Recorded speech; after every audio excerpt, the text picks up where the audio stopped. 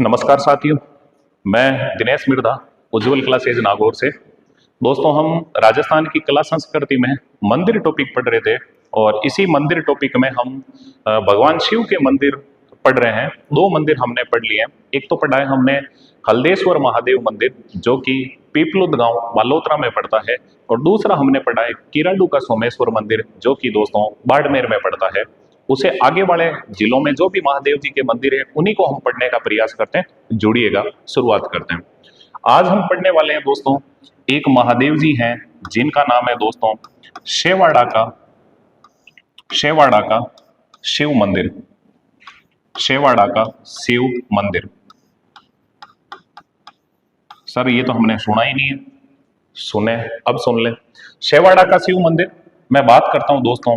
ये शेवाड़ा का शिव मंदिर कौन सी जगह पर पड़ता है, कौन से स्थान पर है? तो ये पड़ता है भैया सांचौर। दिमाग में रखना है दोस्तों, मैं ये नहीं कह रहा, देखो सांचौर, सांचौर दिमाग में रखें दोस्तों। जालोर से अलग होकर एक नया जिला बना जिसका नाम क्या है, सांचौर। दोस्तों ये जो सांचौर है इसका प्राचीन नाम क्या था? तो आप जानते हो दोस्तों, सांचौर का प्राचीन नाम क्या था? सत्यपुर। पुर मतलब होता है कस्बा, सत्य मतलब साच बोलने वाला कस्बा। सांचौर, देखो इसमें नाम क्या रहा है, चोर, लेकिन सांचौर, और इसी का पुराना नाम क्या है दोस्तों, सत्यपुर। पुर मतलब कस्बा, साच बोलने वाला कस्बा। ऐसा नहीं है कि ये चोर है, चोर नहीं है, साच बोलने वाले लोग हैं। और बाकी तो तुम जानते ही हो, पेपरों के मामले में और में काफी चर्चा में रहा सांचौर, दिमाग में रखें दोस्तों। ये जो सांचौर है इसको दोस्तों और क्या कहते हैं, इसका अन्य नाम क्या है? तो आप जानते हो दोस्तों, ये जो सांचौर है इसे कहते हैं भैया राजस्थान का पंजाब। सर इसे राजस्थान का पंजाब क्यों कहते हैं, अभी हम चर्चा कर लेते हैं दोस्तों। हल्का सा जुड़ने का प्रयास करना। ये जो सांचौर है इसे राजस्थान का पंजाब कहते हैं, और पंजाब कहने के पीछे क्या कारण है तो मैं बात करता हूं दोस्तों। वैसे आपने सुना होगा नाम दो आब। गंगा और यमुना के बीच के क्षेत्र को कहते हैं दो आब। वैसे दो नदियों के बीच का क्षेत्र कहलाता है दो आब। तो ऐसे ही भैया पांच नदियों के बीच का क्षेत्र कहलाता है पंज। पंज मतलब पांच, आब मतलब क्षेत्र। तो पांच नदियों के बीच का क्षेत्र कहलाता है पंजाब। तो पंजाब एक पाकिस्तान में भी है, पंजाब एक भारत में भी है, और वहां से आपको पता होगा पांच नदियां गुजरती है। और वो पांच नदियां कौन सी है जो सिंधु की सहायक है? सतलज, व्यास, रावी, चिनाब और झेलम।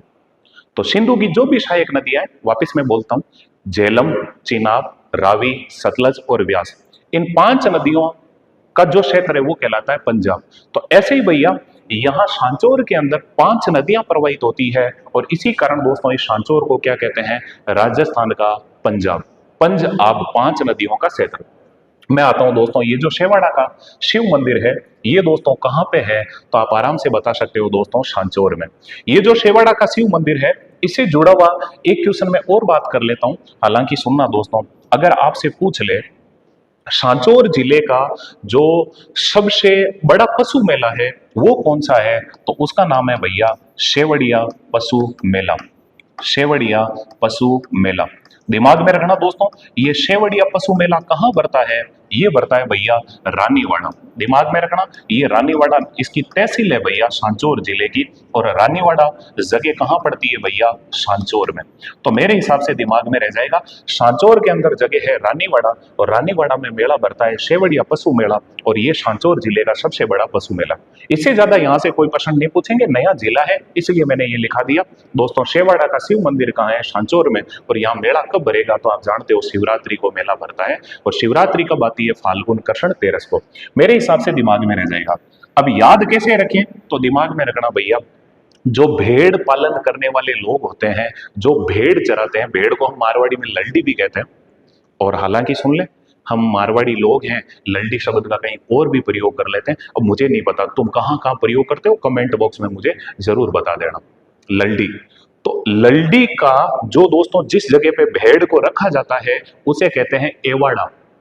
एवाड़ा, मैं ये कह रहा हूं शेवाड़ा। शेवाड़ा ऐसे ही मिलता जुलता शब्द है एवाड़ा, एवाड़ा, एवाड़ा। पुराने टाइम में जो भेड़ पालक होते थे वो भेड़ों को रखते थे एवाड़ा में, और एवाड़ा में दोस्तों साथ में ही चोर आते थे और भेड़ चुरा के ले जाते थे। शाह चोर, एवाड़ा शेवाड़ा, एवाड़ा शेवाड़ा। तो शेवाड़ा का शिव मंदिर कहाँ पे होगा दोस्तों? सांचौर में। और सांचौर का प्राचीन नाम क्या था? सत्यपुर। और अन्य नाम क्या है? राजस्थान का पंजाब। मेरे हिसाब से दिमाग में रह जाएगा। तो ये हो गया हमारे दोस्तों शेवाड़ा का शिव मंदिर। तो अभी तक हमने ध्यान करना दोस्तों 3 शिव मंदिर पढ़े हैं। एक तो हमने पढ़ा है दोस्तों हल्देश्वर महादेव मंदिर, जो कि दोस्तों पीपलोद गांव बालोतरा में पड़ता है। एक हमने पढ़ा है दोस्तों किराडू का शिव मंदिर, जो आप जानते हो दोस्तों बाड़मेर में पड़ता है। और एक हमने पढ़ा है दोस्तों शेवाड़ा का शिव मंदिर। अब मैं बात करता हूं दोस्तों अगले शिव मंदिर की। जो अगला शिव मंदिर है वो दोस्तों यहाँ पे एक शिव मंदिर है, उसका नाम है दोस्तों आपेश्वर महादेव मंदिर। आपेश्वर महादेव मंदिर। तो थोड़ा सा जोड़ने का प्रयास करें। ये जो आपेश्वर महादेव मंदिर है, इसी का दोस्तों अन्य नाम क्या है? तो आप आराम से बता सकते हो दोस्तों। इसे कहते हैं अपराजितेश्वर महादेव मंदिर। अपराजितेश्वर महादेव मंदिर है। तो छोटे छोटे मंदिर ही, लेकिन आपको मंदिर श्रृंखला में दोस्तों इजी तरीके से याद हो, इसीलिए हम कंटिन्यू ले रहे हैं। और मैं बात करता हूं दोस्तों ये जो आपेश्वर महादेव मंदिर है, ये दोस्तों कौन से स्थान पर है? तो आप जानते हो दोस्तों आपेश्वर महादेव मंदिर कहाँ पे है? तो ये जगह है भैया राम शयन। राम शयन, ये जो राम शयन जगह है दोस्तों ध्यान करना, ये कहाँ पड़ती है? ये पड़ती है भैया जालोर में। जालोर में दिमाग में रखना दोस्तों, जालोर के अंदर जो महादेव जी है उनका नाम क्या है दोस्तों? आपेश्वर महादेव मंदिर। और मैं इसी आपेश्वर महादेव मंदिर की एक विशेषता की बात कर लेता हूं, तो हल्का सा जुड़े देखने का प्रयास करें। ये जो आपेश्वर महादेव मंदिर है, इस स्थान पर इस स्थान पर इस स्थान पर भगवान श्री राम ने भगवान श्री राम ने एक रात्रि के लिए विश्राम किया था। दिमाग में रखना दोस्तों, जहां भगवान श्री राम ने, जब दोस्तों इनको वनवास का समय दिया गया था, जब ये वनवास के दौरान थे, उस टाइम में दोस्तों एक रात के लिए दोस्तों भगवान श्री राम ने यहाँ पे विश्राम किया था। इसीलिए इस जगह का नाम क्या हो गया दोस्तों? राम शयन। और ये राम शयन जगह कहाँ पड़ती है दोस्तों? जालोर के अंदर। और दोस्तों यहाँ पे एक महादेव जी का मंदिर है, और वो महादेव जी कौन से हैं दोस्तों? आपेश्वर महादेव मंदिर। वापिस जुड़े। अभी तक हमने 4 महादेव जी के मंदिर पढ़े, और मेरे हिसाब से आपको याद हो जाएगा।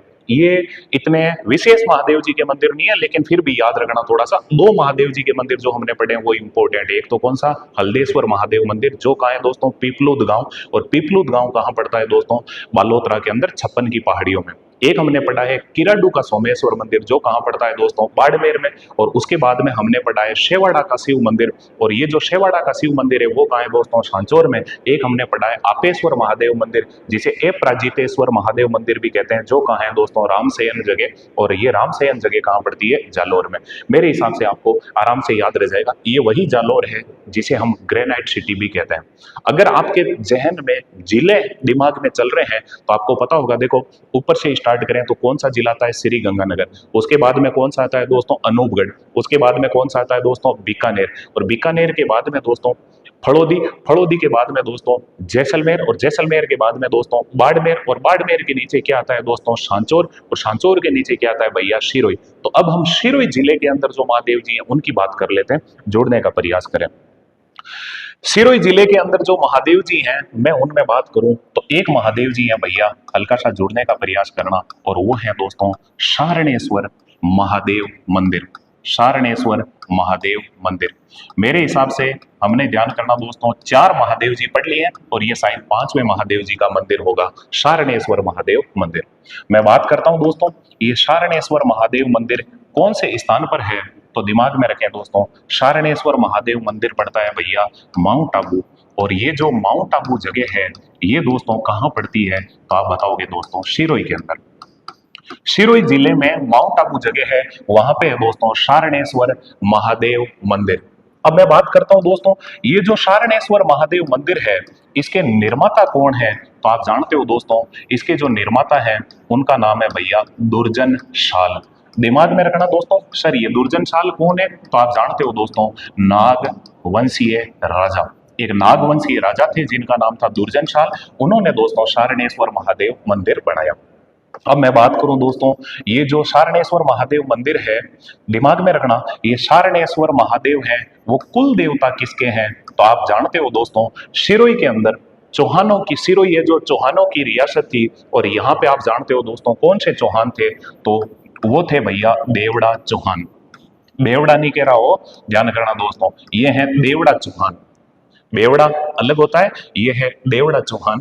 और दिमाग में रखना दोस्तों, देवड़ा चौहानों के कुल देवता कौन है? तो आप बताओगे दोस्तों, शारनेश्वर महादेव। दिमाग में रखें दोस्तों, मैं हल्की सी यहाँ पे कुछ बातें कर लेता हूँ। आप जब राजस्थान का एकीकरण पढ़ोगे उस टाइम आप पढ़ोगे दोस्तों, हमारे राजपूताना के अंदर टोटल 19 रियासतें थी, 3 ठिकाने थे। इन 19 रियासतों में गोहिल वंश की कितनी रियासतें थी? 5। वो कौन सी है? उदयपुर, डूंगरपुर, बांसवाड़ा, इसके अलावा प्रतापगढ़ और शाहपुरा। आगे मैं जब एकीकरण पढ़ाऊंगा उस टाइम राजा भी बताऊंगा आपको। इसके अलावा मैं बात करता हूं, गोहिल वंश की तो कितनी हो गई? 5। चौहानों की कितनी थी? 4। कौन सी? कोटा, बूंदी। इसके अलावा और कौन सी? झालावाड़। और कौन सी? सिरोही। कोटा और बूंदी में कौन से चौहान? हाड़ा चौहान। इसके अलावा झालावाड़ में कौन से चौहान? झाला चौहान। और दोस्तों सिरोही में कौन से चौहान? देवड़ा चौहान। ऐसे ही आपसे अगर पूछ ले दोस्तों, राठौड़ों की कितनी रियासतें थी? 3। कौन सी? जोधपुर, बीकानेर। और कौन सी? किशनगढ़। आपसे पूछ ले कछावा वंश के राजाओं की कितनी रियासतें थी? 2। और 2 कौन सी? जयपुर और अलवर। ऐसे ही आपसे अगर पूछ ले दोस्तों, जाट वंश की कितनी रियासतें थी? जाटों की कितनी रियासतें थी? 2। कौन सी दोस्तों? भरतपुर और धौलपुर। आपसे पूछ ले यादवों की कितनी रियासतें थी? 2। और कौन सी? करौली और जैसलमेर। और मुसलमानों की कितनी रियासतें थी? तो 1। और वो कौन सी थी? टोंक। और वही टोंक जिसको दोस्तों ध्यान कर लें, अमीर खां पिंडारी ने बसाया, और वही टोंक जिसे दोस्तों नवाबों की नगरी कहते हैं, वही टोंक जिसमें दोस्तों सुनहरी कोठी बनी हुई है। खैर वो हम आगे बातें करेंगे। तो अभी हमने बात की दोस्तों, चौहानों की कितनी रियासतें थी? 4। और इन्हीं 4 रियासतों के अंदर ध्यान करना दोस्तों, हम बात कर लेते हैं, वापिस जुड़ने का प्रयास करें दोस्तों। मैं बात कर रहा हूं, ये जो देवड़ा चौहान है, यही मैं नोट में कुछ चीज लिखता हूं, हल्का सा देखें दोस्तों। आपसे पूछ ले दोस्तों देवड़ा वाटी, देवड़ा वाटी, तो दिमाग में रखना दोस्तों, देवड़ा वाटी बोली, ये मैं नोट में लिखा देता हूं। तो आप जानते हो दोस्तों, ये जो देवड़ा वाटी बोली है ये क्या है? तो मैं बता दूं दोस्तों, मारवाड़ी की उप बोली, मारवाड़ी की उप बोली जो जो जो सिरोही में बोली जाती है, जो सिरोही में बोली जाती है। मेरे हिसाब से दिमाग में रख लेना दोस्तों, सिरोही में बोली जाने वाली बोली कौन सी होगी दोस्तों? देवड़ा वाटी। आगे हम दोस्तों राजस्थानी भाषा, साहित्य और बोलियां टॉपिक पढ़ेंगे, उस टाइम हम चर्चा करेंगे। मेरे हिसाब से आपके जहन में रह जाएगा। देवड़ा वाटी बोली कहाँ बोली जाती है दोस्तों? सिरोही जिले में। और ये किसकी उपबोली है दोस्तों? मारवाड़ी की। आगे हम चर्चा करेंगे, फिर भी मैं यहाँ पे बोल दूं दोस्तों, 1912 के अंदर आपको पता होगा दोस्तों, सबसे पहले the linguistic survey of India के अंदर ध्यान कर लें दोस्तों, राजस्थानी भाषा का वैज्ञानिक विभाजन हुआ था। वो हम आगे चर्चा कर लेंगे, कैसे कैसे बांटा गया और जो भी चीजें। अभी मैं इतना ही बताना चाहूंगा दोस्तों, देवड़ा वाटी बोली है वो दोस्तों किस जिले में बोली जाती है? सिरोही में। और दोस्तों किसकी उपबोली है? मारवाड़ी की। और ध्यान कर लें, सिरोही में जो चौहान रहते थे वो कौन से थे? देवड़ा चौहान।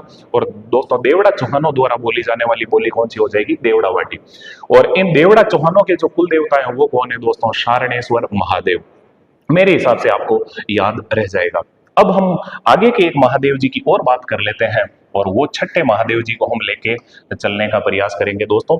तो दिमाग में रखना दोस्तों, यही सिरोही के अंदर एक महादेव जी हैं, और उनका नाम है भैया अचलेश्वर महादेव मंदिर।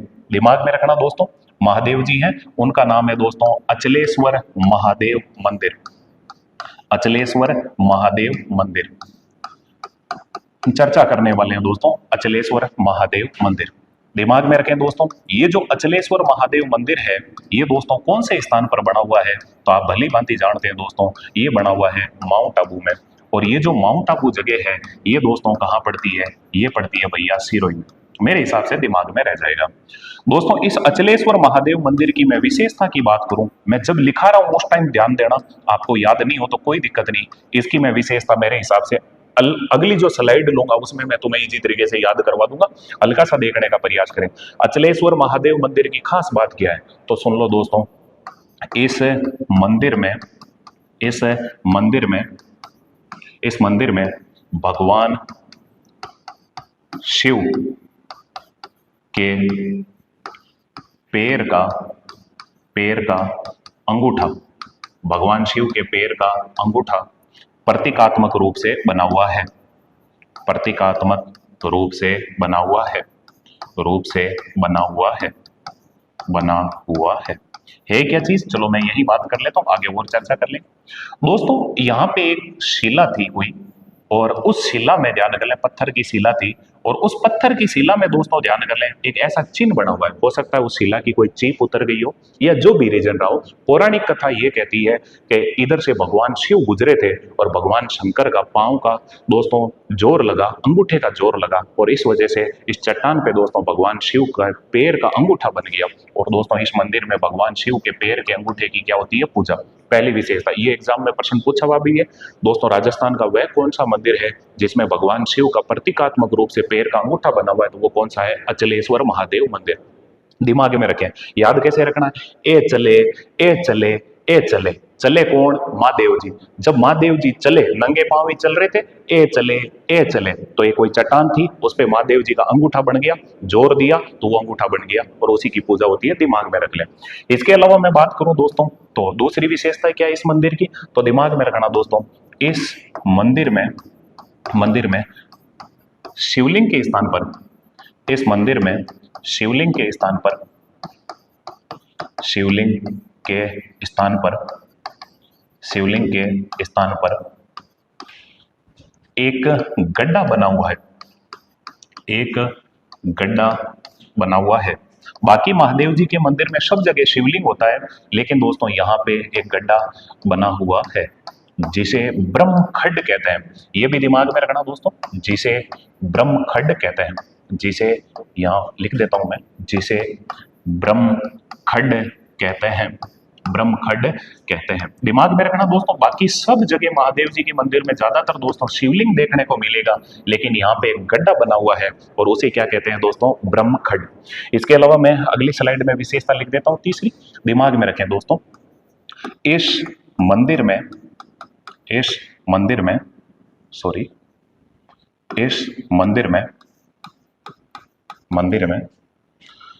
मंदिर में शिव प्रिया, भगवान शंकर को जो प्रिय है, शिव प्रिया, पार्वती व नंदी, जो ध्यान कर लें दोस्तों, शंकर भगवान जिस पे बैठ के घूमते थे, नंदी की प्रतिमाएं, मूर्तियां कह दो, प्रतिमाएं कह दो, प्रतिमाएं स्थित है, जिन्हें गुजरात के शासक महमूद बेगड़ा, गुजरात के शासक महमूद बेगड़ा, पानी वाला घड़ा, बे मोटा मोटा पानी का घड़ा, महमूद बेगड़ा, दिमाग में रखना दोस्तों, महमूद बेगड़ा ने खंडित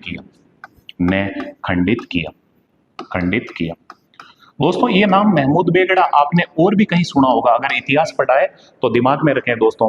राणा सांगा के बारे में सुना होगा, वही राणा सांगा जिनका शासनकाल है दोस्तों 1509 से 1528, वही राणा सांगा जिसको कर्नल जेम्स टोड ने कहा है सैनिकों का भग्नावशेष। आप जानते हो दोस्तों, राणा सांगा दोस्तों जिनके शरीर पे 80 घाव थे, 80 घाव, वही राणा सांगा जिसे कर्नल जेम्स टोड कहता है सैनिकों का भग्नावशेष, वही राणा सांगा जिनके एक हाथ नहीं, एक पांव नहीं, एक आंख नहीं, फिर भी बंदा लड़ाई करता है। क्या योद्धा था। खैर जो भी हो, मैं आता हूं दोस्तों, उन्हीं राणा सांगा के टाइम में जब राणा सांगा शासक बनेंगे उसी दरमियान ध्यान कर लें दोस्तों, जब राणा सांगा का राज्याभिषेक होगा उस टाइम गुजरात का शासक कौन होगा दोस्तों? महमूद बेगड़ा। ये इतिहास की बात है, मैं बात कर रहा हूँ, ये गुजरात का राजा था। और दोस्तों मैं वैसे बता दूं आपको, ये दोस्तों अपना पतंगाकार राजस्थान है, मेरे हिसाब से दिमाग में आ रहा होगा, विषम कोण या चतुर्भुजाकार या पतंगाकार राजस्थान है। और यहाँ पे पड़ता है माउंट आबू सिरोही, और यहाँ पे जो मंदिर है उसका नाम क्या है? अचलेश्वर महादेव मंदिर। और आप जानते हो दोस्तों यही पास में क्या पड़ता है? गुजरात। और गुजरात का राजा कौन है? महमूद बेगड़ा। और इस महमूद बेगड़ा ने दोस्तों आक्रमण कर दिया, किस मंदिर पे कर दिया? अचलेश्वर महादेव मंदिर पर। और यहीं पे दोस्तों भगवान शिव को जो प्रिय है पार्वती, और दोस्तों भगवान शिव जिस पे बैठ के घूमते थे, नंदी की बड़ी बड़ी प्रतिमाएं थी, उनको दोस्तों खंडित किसने करवाया? तो वो कौन है दोस्तों? महमूद बेगड़ा। लेकिन महमूद बेगड़ा को भी यहाँ से दोस्तों चंपलें लेके हाथ में और भागना पड़ा। तो मैं अगली विशेषता में लिख देता हूँ, दिमाग में रखना दोस्तों। महमूद बेगड़ा के आक्रमण के समय, महमूद बेगड़ा के आक्रमण के समय, जब महमूद बेगड़ा ने इस मंदिर पे आक्रमण किया, आक्रमण के समय, महमूद बेगड़ा के आक्रमण के समय इस मंदिर से मधुमक्खियों ने, बड़ी वाली जो मक्खियां होती है, मधुमक्खियों ने बेगड़ा की सेना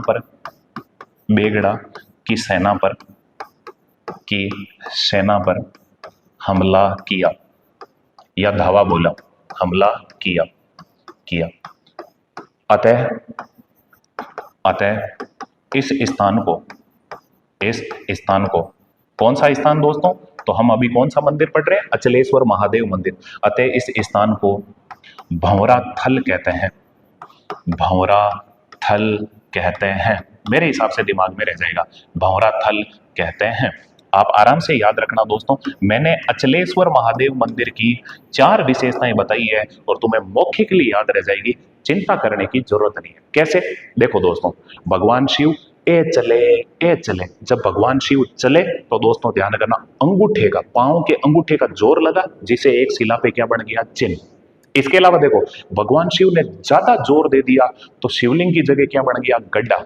जो गड्ढा बना उसमें शिव भगवान दोस्तों लोप हो गए। फिर पीछे कौन रह गए? पार्वती। और कौन रह गया? नंदी। तो महमूद बेगड़ा, पानी वाला गड़ा, महमूद बेगड़ा ने दोस्तों ध्यान करना हमला किया तो पार्वती की मूर्ति को खंडित कर दिया, नंदी की मूर्ति को खंडित कर दिया। लेकिन दोस्तों वहीं कहते हैं उस मंदिर से अचानक से दोस्तों बड़ी बड़ी माखियां, जिन्हें भंवरा माखियां कहते हैं हम मारवाड़ी के अंदर दोस्तों, मोटी माखियां, उन्होंने भयंकर तरीके से हमला किया। और महमूद बेगड़ा ने तो ध्यान करना दोस्तों गड़ा फेंके और वहीं से ली चंपलें हाथ में, 9 2 11। इस भागती हुई सेना पे दोस्तों मधुमक्खियों ने भयंकर हमला किया। और दोस्तों इसी वजह से इस जगह को क्या कहते हैं? भंवरा थल। लेकिन इससे जुड़ी हुई बात मैं आपको जरूर बताना चाहूंगा दोस्तों, अगली स्लाइड में हम देखते हैं। आपसे अगर पूछ ले दोस्तों मधुमक्खियों वाली देवी किसे कहते हैं, ये अगर आपसे कोई प्रश्न पूछ ले, मधुमक्खियों वाली देवी, तो दिमाग में रखना दोस्तों, मधुमक्खियों वाली देवी। तो दिमाग में रखना दोस्तों, मधुमक्खियों वाली देवी कौन कहलाती है? तो आप बताओगे दोस्तों, जीण माता। दिमाग में रखना दोस्तों, जीण माता का मंदिर कहाँ है दोस्तों? रेवासा गांव सीकर। वही जीण माता जिन्हें दोस्तों ध्यान कर लें बचपन में जीवनी बाई कहते थे, इनके भाई का नाम था दोस्तों हर्षनाथ। भाई बहन में बहुत तगड़ा प्रेम था, लेकिन ध्यान करना दोस्तों भाई बहनों में खलल डालने वाली दोस्तों कौन आ जाती है? हर्षनाथ की पत्नी। खैर मैं अभी वो चर्चा नहीं करूंगा, जब मैं जीण माता पढ़ाऊंगा उस टाइम बातें करूंगा। जीण माता की मैं बात करूं तो दोस्तों ध्यान करना, जीण माता को क्या कहते हैं? मधुमक्खियों वाली देवी। जीण माता को दोस्तों ध्यान कर लें लोकगीतों में किस नाम से गाया जाता है? तो वो कहलाती है भूरा की रानी। वही जीण माता जिनका देवी देवताओं में सबसे लंबा लोकगीत है, तो वो किसका है दोस्तों? जीण माता। और आप जानते हो दोस्तों जीण माता के गीतों को कौन गाते हैं? कनफटे जोगी। अब लगे हाथी में बात कर लूं, कनफटे जोगियों का कुंभ कौन सा मंदिर कहलाता है? तो आप जानते हो दोस्तों भरतरी का जो मेला भरता है, भरतरी का मेला कब भरता है? भाद्र शुक्ल सप्तमी अष्टमी को। कहाँ भरता है दोस्तों? सरिस्का अभ्यारण्य अलवर में। और वहां पे ध्यान कर लें, कनपटे जोगी बहुत ज्यादा संख्या में आते हैं। इसी कारण दोस्तों भरतरी का मेला कहलाता है कनपटे जोगियों का कुंभ। लेकिन दिमाग में रखना दोस्तों, जीर्ण माता के जो गीत है वो किसके द्वारा गाए जाते हैं? कनपटे जोगियों के द्वारा। अब मैं आता हूँ वापिस टॉपिक में, आप देखने का प्रयास करें, हल्का सा जोड़ने का प्रयास करें। मैंने ऐसे ही कुछ नोट में बात कर ली जीर्ण माता की। दिमाग में रखना दोस्तों, हम अभी पढ़ रहे हैं दोस्तों अचलेश्वर महादेव मंदिर। ये कहाँ है दोस्तों? माउंट आबू सिरोही में। इस मंदिर की 4 विशेषताएं जो मैंने बताई आप याद रखने का प्रयास करना। कुछ नहीं है, भगवान शिव का एक तो दोस्तों प्रतीकात्मक रूप से अंगूठा बना हुआ है, एक यहाँ पे दोस्तों शिवलिंग की जगह दोस्तों क्या बना हुआ है? गड्ढा। ये गड्ढा जिसे क्या कहते हैं? ब्रह्मखंड। और यहीं पास में ही ध्यान करना दोस्तों, अब मैं कोई पेंटर वेंटर हूं नहीं, ध्यान कर लें दोस्तों, ऐसे ही बनाने का प्रयास कर रहा हूं मैं एक स्केच, ये समझ लें, ध्यान कर लें। यहाँ पे क्या है दोस्तों? नंदी। और यहीं पे ध्यान कर लें दोस्तों भगवान शिव को प्रिय है, और वो दोस्तों कौन है? पार्वती। दिमाग में रख लेना ऐसे ही थोड़ा सा हल्का सा, मेरे से जैसा स्केच बना मैंने बना दिया। तो ये जो नंदी है और ये दोस्तों कौन है? पार्वती। और ध्यान कर लें दोस्तों, इनकी मूर्ति को खंडित किसने कर दिया? महमूद बेगड़ा ने। और महमूद बेगड़ा पे ध्यान कर लें दोस्तों मधुमक्खियों ने हमला किया, और इसी वजह से ये स्थान क्या कहलाता है? भंवराथल। ये है दोस्तों अचलेश्वर महादेव मंदिर। और मैं बात करूं दोस्तों, तो मधुमक्खियों की बात आ गई थी, इसीलिए हमने चर्चा कर ली थी नोट के अंदर। आप जानते हो दोस्तों मधुमक्खियों वाली देवी किसे कहते हैं? जीर्ण माता को। जीर्ण माता के बचपन का नाम क्या था? जीवनी बाई। जीर्ण माता का मंदिर कहाँ है दोस्तों? रेवासा गांव सीकर में। और एक चीज और बता दूं, आपको पता होगा दोस्तों, यही रेवासा गांव के जो संत थे जिनका कल देवलोक गमन हो गया, मुझे कमेंट बॉक्स में नाम लिखकर जरूर बताना वो कौन संत थे और किस संप्रदाय के थे, इतना जरूर आप लिख के बताना मुझे। खैर मैं बात करता हूँ जीर्ण माता की। सभी देवी देवताओं में सबसे लंबा लोकगीत किसका है? जीर्ण माता का। और जीर्ण माता को गीतों में क्या कहते हैं? भूरा की रानी। लेकिन आपसे पूछ ले लोक देवताओं में सबसे लंबा गीत किसका है? तो वो किसका है? रामदेव जी का। खैर मैं आता हूं वापिस, दिमाग में रखें दोस्तों, अभी हमने देखा है दोस्तों अचलेश्वर महादेव मंदिर, तो मैं लगे हाथ ही नोट में बात कर लेता हूं दोस्तों। अचल अचल नाम आया, इसीलिए मैं बात कर लूं दोस्तों अचलगढ़ दुर्ग की। दिमाग में रखना दोस्तों, ये आपसे अगर कोई पूछ ले अचलगढ़ दुर्ग, तो हल्की हल्की बातें कर लेते हैं। अचलगढ़ दुर्ग कौन से स्थान पर है? तो आप भली भांति जानते हैं दोस्तों अचलगढ़ दुर्ग कहाँ पड़ता है दोस्तों? माउंट आबू में। और ये माउंट आबू जगह कहाँ पड़ती है भैया? सिरोही में। मैं ज्यादा तो बात दुर्गों में करूंगा, लेकिन थोड़ी कुछ बातें कर लेता हूँ। ये जो अचलगढ़ दुर्ग है दोस्तों माउंट आबू सिरोही में किस श्रेणी का है? श्रेणी की बात कर ले तो आप बता सकते हो दोस्तों ये गिरि दुर्ग है। ऐसा दुर्ग जो पहाड़ियों पर बना होता है उसे क्या कहते हैं? गिरि दुर्ग। आपसे पूछ ले दोस्तों कौन सी पर्वतमाला पर ये बना हुआ है, तो आप जानते हो दोस्तों भली भांति वो पर्वतमाला कौन सी है? अरावली। और ध्यान कर लें दोस्तों अरावली की सबसे ऊंची चोटी है जिसका नाम क्या है? गुरु शिखर। और गुरु शिखर की ऊंचाई कितनी है? 1722 मीटर। ये जो अचलगढ़ दुर्ग है, दिमाग में रखना दोस्तों, इसी अचलगढ़ दुर्ग की बात करता हूं। इसमें दोस्तों मूर्तियां किसकी मूर्तियां बनी हुई है? तो आप जानते हो दोस्तों एक मूर्ति है भैया दुर्सा आढ़ा की। दिमाग में रखना, आढ़ा मतलब कियाड़ नहीं है, ध्यान करना दोस्तों, नाम है दुर्सा आढ़ा। दोस्तों सुन ले दुर्सा आढ़ा कौन है? इनकी छोटी मोटी कुछ बातें कर लेता हूं। दुर्सा आढ़ा अकबर के दरबारी थे, अकबर के दरबार में रहते थे। और दोस्तों ध्यान कर ले इन्होंने किताबें लिखी है, विरुद्ध छतरी किरतार बावनी। अपने कम हाइट वाली को क्या कहते हैं? बावनी, किरतार बावनी। एक किताब लिखी विरुद्ध छतरी। सुनो, विरुद्ध मतलब विरोधी, छतरी मतलब क्षत्रिय। अकबर के विरोधी क्षत्रिय कौन थे? महाराणा प्रताप। उस किताब में प्रशंसा किसकी है? महाराणा प्रताप की। दुर्सा आढ़ा भी देखो कैसे आदमी निकले। दोस्तों ये बात तो वो कर रहे हैं धान खावे मांटी को, गीत गावे बीरा का। दुर्सा आढ़ा ने ध्यान करना दोस्तों अकबर के दरबार में रहते हुए किताब लिखी है, उसका नाम क्या है? विरुद्ध छतरी। और विरुद्ध छतरी जो किताब है भैया उसमें प्रशंसा किसकी है? महाराणा प्रताप की। ये वही दुर्सा आढ़ा है जिन्होंने दोस्तों बीकानेर के पृथ्वीराज राठौड़ द्वारा जो दोस्तों किताब लिखी गई थी वेली किशन रुक्मणी रीत, जिसको 5वां वेद 19वां पुराण कहा था, ये वही दुर्सा आढ़ा है। इन दुर्सा आढ़ा की दोस्तों पित्तल की मूर्ति कहाँ बनी हुई है? अचलगढ़ दुर्ग के अंदर। और मैं बात कर लेता हूं और दोस्तों इसी अचलगढ़ दुर्ग के अंदर और मूर्तियां कौन सी है? इस अचलगढ़ दुर्ग के अंदर ध्यान करना दोस्तों एक मूर्ति है सावण, एक है भादो। ये सावण मूर्ति किसकी है भैया? महाराणा कुंभा की। और बात कर लो दोस्तों जो भादो है वो भादो मूर्ति किसकी है? इन्हीं कुंभा के बेटे हैं जिनका नाम क्या है? उदा। तो इसमें ध्यान कर लें दोस्तों दो पत्थरों की बनी हुई मूर्तियां हैं, और वो कौन सी है दोस्तों? सावन भादो मूर्तियां। दिमाग में रखना दोस्तों ये सावन भादो मूर्तियों की मैंने बात कर ली, तो लगे हाथ ही सावन भादो जो भी चीजें हैं मैं उनकी जरूर चर्चा करूंगा थोड़ा सा देखने का प्रयास करें, लेकिन मैं कुछ बात बता दूं। महाराणा कुंभा वही महाराणा कुंभा जिन्हें राजस्थान में स्थापत्य कला का जनक कहते हैं। इन्हें स्थापत्य कला का जनक क्यों कहते हैं? तो कवि राजा श्यामल दास ने अपनी किताब वीर विनोद में लिखा है कि मेवाड़ की धरती पर 84 दुर्ग बने हुए हैं और उन 84 दुर्गों में से अकेले महाराणा कुंभा ने 32 दुर्ग बनाए, और उन्हीं में दोस्तों महाराणा कुंभा द्वारा बनाया गया दुर्ग कौन सा है? अचलगढ़ दुर्ग। महाराणा कुंभा ने बड़े चाव से ये दुर्ग बनाया। जब ये दुर्ग बनाया तो महाराणा कुंभा ने अपने मोबी बेटे, मोबी मतलब बड़ा बेटा, मोबी बेटे की भी मूर्ति बनवाई और खुद की भी मूर्ति बनाई। बाप बेटों ने जोड़े, ध्यान कर ले, अपनी मूर्तियां बनाई। बाप को थोड़ी पता था ये नाजो की औलाद होगी। बाद में महाराणा कुंभा को ही इसी उदा ने मारा था। खैर जो भी हो, दिमाग में रखना दोस्तों, अचलगढ़ दुर्ग के अंदर कुंभा की जो मूर्ति कहलाती है श्रावण, और इन्हीं का बेटा है उदा जो मूर्ति कहलाती है भादो। श्रावण भादो मूर्ति है, सुन ले, बड़े चाव से बनाई थी बाप ने अपने बेटे की भी मूर्ति अपने साथ में।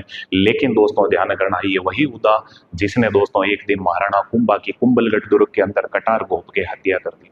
मेवाड़ का पितर हंता राजा कौन कहलाएगा दोस्तों? उदा। और बाद में इसी उदा को ध्यान करना दोस्तों, यहाँ के मेवाड़ी सरदार दोस्तों, उदा का भाई, छोटा भाई जिसका नाम होगा रायमल, उसके नेतृत्व में सेना इकट्ठी करके और यहाँ से मेवाड़ से भगाएंगे। लेकिन प्रकृति न्याय करती है, करंता शो भुगंता। आप अच्छा करोगे तो अच्छा फल मिलेगा आपको, आप बुरा करोगे तो बुरा नतीजा मिलेगा आपको। उदा ने अपने बाप को मारा, और दोस्तों जब यहां से मेवाड़ी सरदारों ने उदा को भगाया और भागते हुए सीधा पहुंचा मालवा, और मालवा के अंदर इस पे क्या गिरी? बिजली। और इसी वजह से ध्यान कर ले दोस्तों, उदा का क्या हुआ? निधन। बुरे काम का बुरा नतीजा। खैर हम देख रहे हैं अचलगढ़ दुर्ग, और अचलगढ़ दुर्ग के अंदर ध्यान कर लें दोस्तों, मूर्तियां कौन सी है? दुर्सा अड्डा की, और कौन सी है? श्रावण भादो मूर्तियां। लगे हाथ ही श्रावण भादो में सारी चर्चा कर लेता हूं, थोड़ा सा जुड़ने का प्रयास करना। आपसे अगर पूछ ले भैया श्रावण भादो महल, दिमाग में रखना दोस्तों, महल नहीं कह रहा, श्रावण भादो महल, तो दिमाग में रखना। मारवाड़ी में हम मेलना का मतलब आप समझ गए होंगे, मेलना। मेलना मतलब चट्टीड़ मेलना। तो सुन ले, अगर कोई आदमी किसी के मेल दे तो वो आदमी जोर से क्या देगा? डीग। कोई डीग कहता होगा, कोई बांग कहता होगा, कोई रोना कहता होगा। तो ध्यान करना, श्रावण भादो मेल, जैसे ही कोई किसी के मेल लेगा तो वो क्या देगा? डीग। तो आपसे पूछ ले श्रावण भादो मेल कहाँ है? आप बताओगे दोस्तों डीग में।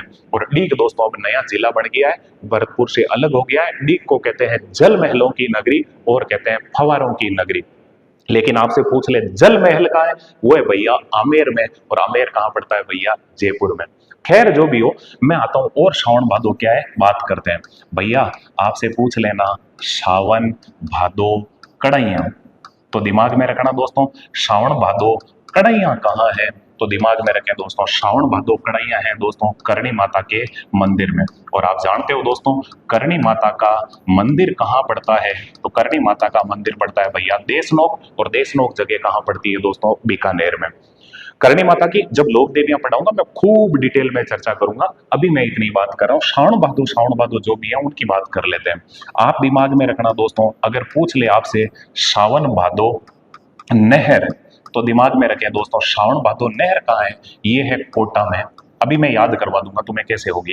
आपसे पूछ ले दोस्तों श्रावण भादो मंदिर कहाँ है? श्रावण भादो मंदिर, तो आप बताओगे दोस्तों मंदिर कहाँ है भैया? जयपुर में।